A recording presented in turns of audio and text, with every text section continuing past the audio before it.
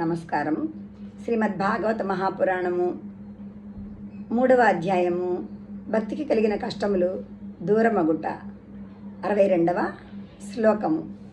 తేనేయం వాంగ్మయీ మూర్తి ప్రత్యక్షా వర్తతే హరే సేవనాశ్రవణాత్ పాఠాత్ దర్శనాత్ పాపనాశిని. ఇది సాక్షాత్తుగా మూర్తిభవించిన భగవంతుని యొక్క శబ్దస్వరూపము. ఆ శ్రీహరి దీని యందు ప్రత్యక్షముగా నడయాడుచుండును. కనుక ఈ భాగవతమును సేవించుటచే, శ్రవణము చేయుటచే, పఠించుటచే, దర్శించుటచే సకల పాపములు నశించిపోవును. 63వ శ్లోకము.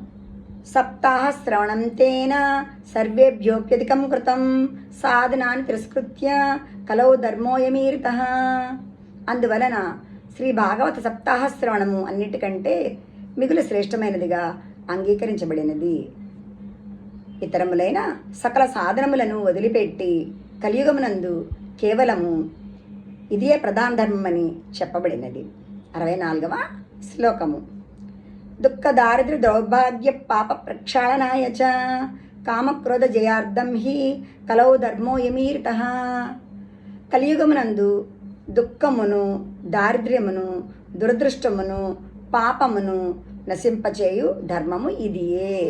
ఇంతేకాదు కామక్రోధాది శత్రువుల మీద ఇది విజయమును సాధించి పెట్టును. ధన్యవాదములు.